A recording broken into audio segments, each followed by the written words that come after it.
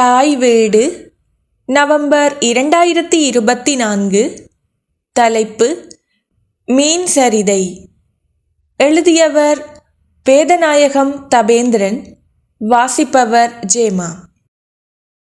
நான் ஒரு சிறுகதை பிரியன். 30 வருடங்களுக்கு முன் நான் வாசித்த சிறுகதை ஒன்றில் மீன் நாரும், ஆனால் மீன் வாங்கும் எனது காசு நாராது என ஒரு வசனம் வந்தது. அதனை அப்ளை பண்ணும் ஆசையில் மீன் சந்தை ஒன்றில் வயது மூத்த பெண் வியாபாரியிடம் மீனினுடைய விலையை கேட்டுவிட்டு இதனை கூறினேன். அவ்வளவுதான். அந்த அம்மா தூ மழை கொட்டிவிட்டார். நான் நைசாக கலன்று வந்துவிட்டேன். 4 பக்கமும் கடல் சூழ்ந்த எமது நாட்டில் எமது உணவில் மீன் ஒரு தவிர்க்க முடியாத பாகம். சிறுதொகையில் மச்ச பூசணி இல்லாதவர்களும் உண்டு. எனது சிறு வயதில் குருநகர் பாசையூர் கடற்கரைக்கு காலையில் சென்று வலையிலிருந்து மீன் தெரிவதை பார்ப்பேன். எனது பாடசாலை நண்பர்களின் தந்தையர்கள் கடற்தொழில் செய்பவர்கள். எனது சக வகுப்பு மாணவர்களாகிய அவர்கள் தந்தைமாருக்கு உதவியாக மீன் தெரிவார்கள். நானும் அப்பொழுது பம்பலாக மீன் தெரிந்து உதவி செய்வேன். அப்போது அவர்கள் வேலைக்கு கூலி போல மீன்களை தந்து விடுவார்கள். குட்டுரு எனும் ஒரு வகை மீனை கேட்டு வாங்குவேன். அதனை நெருப்புத்தணலில் சுட்டு உண்ணும்போது அதற்கு தனிச்சுவை இருக்கும். எனது ஆரம்ப பாடசாலை நண்பர்களது வீடுகளுக்கு மங்கள நிகழ்வுகளுக்கு சென்றால் இறைச்சிக்கறி சாப்பிட மாட்டேன். மீன்கறிதான் சாப்பிடுவேன். கடலில் பிடிபடும் அரிதான இனமுள்ள சுவையுள்ள மீன்கள் கறியாக அங்கிருக்கும். இது என்ன மீன் என கேட்டால் அதன் பெயரை சொல்லுவார்கள். இது சிறிதளவுதான் பிடிபடும். நாம் இவற்றை சந்தையில் விற்பதில்லை, வீட்டுக்கறி தேவைக்கு எடுத்துக்கொள்வோம் என்றார்கள். நான் கூடுதலாக களங்கட்டி மீன் வாங்குவதையே விரும்புவேன். கொழும்புத்துறை மீன் சந்தையில் வரும் மீன்கள் இந்த வகையே. மீன் துண்டு சட்டியில் முடிந்து விட்டாலும் அதன் குழம்பு ருசி தனித்துவமானது. காலை 8 மணிக்கு கொழும்புத்துறை துறைமுக சந்தியில் இயங்கும் மீன் சந்தைக்கு போனால் காலை 9:30 மணி வரையில் எவரும் களங்கட்டி மீன்களை வாங்கலாம். பெரிதாக அலையடிக்காத பறவைக்கடல் பிரதேசங்களில் களங்கட்டி எனும் கூட்டை அமைப்பார்கள். அதனுள் ஓடிச் சென்று உள்ளிட்ட மீன்கள் வெளியே வர வழி தெரியாமல் நிற்கும். பகுத்தறிவு அவைக்கு இல்லையாம். அதனால் அக்கூட்டினுள் நின்று ஓடிக்கொண்டிருக்கும் அதிகாலையில் இடுப்பில் பறிக்கூட்டுடன் செல்லும் மீனவர் அவற்றை ஒவ்வொன்றாக பிடித்து வருவார். அவர்கள் கரைக்கு வரும்போது அவற்றில் பெரும்பாலானவை உயிரிழந்து போயிருக்கும். சில துடித்து கொண்டிருக்கும். வலை ஏதும் படாமல் செதில் தேயாமல் உள்ள இந்த களங்கட்டி மீன்கள் நீண்ட நேரம் பழுதுபடாமல் இருக்கும். இவை உடன் மீன்கள் ஆதலால் சுவையில் உச்சத்தில் இருக்கும். ஏனைய சந்தை மீன்களை விட இவற்றுக்கு விலை சற்று அதிகம். எமது பிரதேசங்களில் உடன் மீன்களைத்தான் விரும்புவார்கள். ஐஸ் போட்ட மீன்களை அதிகம் விரும்ப மாட்டார்கள். சந்தையில் விற்க முடியாத மீன்களைத்தான் அது நாரும் கட்டத்தில் ஐஸ் போடுவார்கள் என்ற நினைப்பு மனதில் இருப்பதால் எம்மவர் ஐஸ் மீன்களை முற்காலத்தில் விரும்புவது குறைவு. ஆனால் பிற்காலத்தில் கடலில் மீனை பிடித்த உடனேயே ஐஸ் போடுவதனால் ஐஸ் தொடர்பான தவறான எண்ணம் பரவலாக நீங்கிவிட்டது. மீன்களில் எனக்கு பிடித்த முதல் வரிசை கதாநாயக மீன்களாக கிளாக்கன், விளை, ஓரா, ஒட்டி, ஊலா, சீலா, எரியால், களவாய், முரல் போன்றவற்றை கூறலாம். எரியாலும் களவாயும் மிகுந்த வழுவழுப்பு தன்மை உள்ளவை. அதனால் சந்தையில் காசு கொடுத்தே வெட்டி விடல் வேண்டும். கிளாக்கன் மீன்களில் முதல் தர ருசியான மீன்களை காரை நகருக்கு முன்னாக உள்ள பொன்னாலை கடற்கரையில்தான் வாங்கலாம். களங்கட்டி மீன்கள் அவை. ஓரா, ஒட்டி ஆகியவற்றில் பெரிய மீன்கள்தான் சுவையானது. சிறிய மீன்களில் ஒரு வகை சேற்று மணம் அடிக்கும். ஊலா மிகவும் சுவையான ஒரு மீன். ஊலாவிற்கும் சீலாவுக்கும் வித்தியாசம் கண்டுபிடிப்பது வாலை வைத்துத்தான். மற்றும்படி தோற்றத்தில் ஒன்றானது. ஊலா மீனின் வால் கருப்பாக இருக்கும். சீலா மீனின் வால் மஞ்சள் நிறத்தில் இருக்கும். ஊலாவின் சுவைக்கு 100 மார்க்ஸ் போட்டால் சீலாவின் சுவைக்கு 90 மார்க்ஸ் போடலாம். பல வியாபாரிகள் சீலாவை ஊலா என சொல்லி விற்பதனை கண்டுள்ளேன். செங்கனி எனும் ஒரு மீன் உண்டு. சுவை குறைந்தது, அதனால் விலையும் மலிவு. சாப்பாட்டு கடைக்காரர்கள் அதனை வாங்கி சுவையூட்டி பொரித்துவிட்டு சோற்றுக்கு மீன் கறியாக வைக்கும்போது கமகமவென இருக்கும். என்ன இருந்தாலும் இந்த சாப்பாட்டு கடை வைத்திருக்கும் வியாபாரிகளின் திறமையை போற்ற வேண்டும். சுவை குறைவென நாம் கழித்துவிடும் மீன்களை குறைந்த விலைக்கு வாங்கி அதற்கு சுவையூட்டி விற்று விடுவார்கள். அதிக மீன்களை குறைந்த விலைக்கு வாங்க நான் ஒரு உத்தியை கையாள்வேன். காலை 8 மணிக்கு சந்தையில் மீன் கூறும் இடத்திற்கு செல்வேன். என்னை போல வீட்டு தேவைக்கு மீன் வாங்க விரும்பும் எனக்கு அறிமுகமான அல்லது அறிமுகம் இல்லாதவர்களை ஏலத்தில் வரும் ஒரு கூரை வாங்கி பங்கு போடுவோமா என கேட்பேன். ஆம், எங்களுக்கும் விருப்பம், இன்னென்ன மீன்கள் வரும் கூறுகளை பாருங்கள் என்பார்கள்.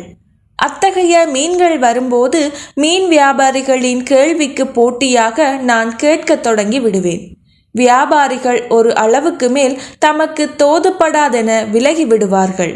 கூறி எடுத்த மீனை பங்கு பிரித்தால் சந்தையில் சில்லறைக்கு விற்கும் பகுதியின் விலையின் அரைவாசிதான் வரும். விளை மீன் சுவையில் ஒரு வகை தனித்துவமானது.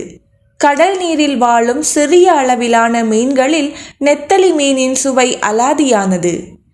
நெத்தலி மீன்களில் பால் சொதி வைக்கும்போது கமகமவென ஒரு அற்புதமான வாசம் வரும், சுவை தரும். நெத்தலி மீனில் ஃபோட்டி அமிலம், வைட்டமின் இ, செலினியம் போன்ற சருமத்திற்கு தேவையான அனைத்து சத்துக்களும் நிறைந்துள்ளது. சரும பிரச்சனையை தவிர்ப்பதற்கு சாப்பிடும் உணவுகளில் அதிகமாக நெத்தலி மீனை சேர்த்து கொண்டால் சருமம் சார்ந்த எந்தவித பிரச்சனைகளும் வராது. அத்தோடு சருமம் பொலிவுடன் காட்சியளிக்கும்.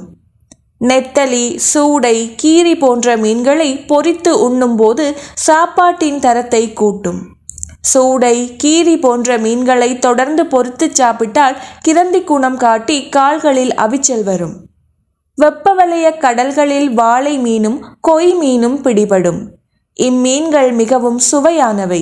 குறிப்பாக வளை மீன்களில் செல் என்று சொல்லப்படுகிற செதில்கள் கிடையாது. மாறாக பசை போன்ற ஒருவித மாவு மாதிரியான படிவம் இதன் உடல் முழுவதும் காணப்படும். இவற்றில் முட்கள் அதிகம் இருப்பதால் அதனை விலக்கி சதையை மட்டும் உண்பதற்கு நேரம் எடுக்கும். இறால், நண்டு, கணவாய், சுறா போன்றவை எமக்கு சுவை தந்த காலம் ஒன்று இருந்தது. ஆனால் தற்போது வெளிநாடுகளுக்கு ஏற்றுமதியாவதாலும் பெரிய நட்சத்திர ஹோட்டல்களுக்கு செல்வதாலும் மலிவு விலையில் எமக்கு கிடைப்பதில்லை. நண்டு பௌர்ணமி நெருங்கும் நாள்களில் வாங்கக்கூடாது, சதை வைக்காது. அமாவாசை நெருங்கும் நாள்களில்தான் சதை வைக்கும். அப்போதுதான் சுவையாக இருக்குமென்ற பழக்கமும் உண்டு. அது உண்மையும் கூட. சுறாவில் பால் சுறா, குரக்கன் சுறா என 2 வகை உண்டு. பால் சுறா மிகவும் சுவையானது. தாய்ப்பால் சுரப்பு குறைவாக உள்ள பெண்கள் பால் சுறா கருவாட்டை அதிகமாக விரும்பி உண்பார்கள். 1990 போருக்கு முந்திய காலத்தில் மயிலிட்டி சுறாவின் சுவை பிரபலமானது. சிறிய சுறாவை அவித்து அதன் சதையை எடுத்து வரை செய்து சாப்பிட்டால் அற்புதமான சுவையாக இருக்கும். அதுபோல திருக்கையையும் அவித்த பின்பாக இலைக்கறி சேர்த்து வரை செய்து சாப்பிட்டால் அதன் லெவல் வேறு வகை. திருக்கை கறியும் அற்புதமான ஒரு சுவையானது. அலையடிக்காத பறவை கடலில் மட்டி பிடித்து அதனை அவித்து அதன் சிப்பி பிளந்து வர அதன் சதையை எடுத்து கறி வைத்து உண்ணும் வழக்கம் இருக்கிறது. அற்புதமான சுவையான ஓர் உணவு. வெள்ளி செவ்வாயென எந்த விரதமாக இருந்தாலும் எமக்கு மீன் இருந்தால்தான் மதியம் சோறு வயிற்றுக்குள் இறங்குமென பிடிவாதம் பிடிக்கும் ஒரு கூட்டம் இருந்தது. தற்போதும் இரகசியமாக இருக்கின்றது. இதற்காகவும் தூய்மை கருதியும் மச்சத்துக்கு ஒரு குசினி, சைவத்துக்கு ஒரு குசினி என வீடுகளில் வைத்திருக்கும் மரபு முன்னாளில் பிரபலமானது. இன்றும் இக்குசினிகள் யாழ்ப்பாணத்தில் காணப்படுகிறது. ஒரு காலத்தில் இரவு நேரத்தில் கடலில் சூள் எனும் தீப்பந்தத்தை பயன்படுத்தி மீன் பிடிக்கும் வழக்கம் இருந்தது. ஒருவர் இடுப்பளவுக்கு குறைந்த நீரில் அறையில் பனையோலையால் இழைத்த கூடையை கட்டியிருப்பார். அதற்கு சொந்தை என்று பெயர். அதன் அடிப்பக்கம் அகன்றும் வாய்ப்பக்கம் ஒடுங்கியும் இருக்கும். கையில் உள்ள தீப்பந்தத்தை வைத்தபடி கடலில் உலாவுவார். மீன்கள் அந்த வெளிச்சத்தை கண்டு தண்ணீரின் மேல் பகுதியை நோக்கி வரும். அப்போது பச்சை பனை மட்டையால் தண்ணீரை நோக்கி பலமாக அடிக்க மீன்கள் மயங்கும். மயங்கிய நிலையில் மீன்கள் மிதக்க அம்மீன்களை அப்படியே அள்ளி கூடையில் இடுவார்கள். இந்த சூள் மீன்களை வாங்குவதற்கென வாடிக்கையாளர் கூட்டம் ஒன்று காத்திருக்கும். இந்த மீன்களது சுவை அதிகம். தற்போது இது தடை செய்யப்பட்ட மீன்பிடி முறையாகிவிட்டது. திரளி, சூவாப்பாரா, பாறை, கருங்கண்ணி பாறை, துள்ளுமண்டை, செவ்விளை என மீன்களின் வகைகளும் அதற்கேற்ப சுவைகளும் மாறுபட்டவை. அவற்றையும் அதன் சுவைகளையும் சொல்லப்போனால் பட்டியல் நீளமானவை. மீன்களுக்கும் எமது உணவு பழக்க வழக்கத்துக்குமான நெருக்கம் மிக நீண்ட வரலாற்றை உடையது. அதன் கதைகள், கிளை கதைகள் ஏராளம். 1983 ஜூலை 25 இனவழிப்புக்கு முந்திய காலத்தில் தமிழர் தாயக பகுதி எங்கும் கடற்றொழில் ஓகோவென இருந்தது. மண் சுவர் வைத்த ஓலைக்கொட்டில் குசினியில் சமைத்து பூனை தின்னாத வகையில் உரிகட்டி மீனை வைத்த கதைகள் பழங்கதைகளாகவே போய்விட்டன. ஃப்ரிட்ஜ் எனும் குளிர்சாதன பெட்டி தெரியாத காலத்தில் மீன்களை அவித்து உரியில் மண் சட்டியால் மூடி வைத்தல், அவித்த மீனை நல்லெண்ணெய் விட்டு பொரித்து 3ஆம் நாளும் பாதுகாத்து வைத்து சமைத்து உண்ணல் என்ற இனிய பண்பாட்டு அம்சங்கள் காலாவதியாகி போன காலமாகிவிட்டன.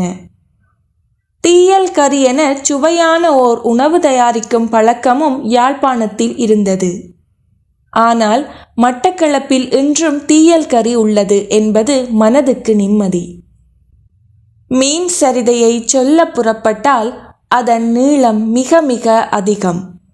தாய் மண்ணை பிரிந்து பிற மாகாணங்களில் இருப்பவர்களும் பிற நாடுகளில் இருப்போரும் தமது உணவில் சுவையான பாகத்தை வகித்த மீன்களின் கதைகளை கதை கதையாக கூறுவார்கள்.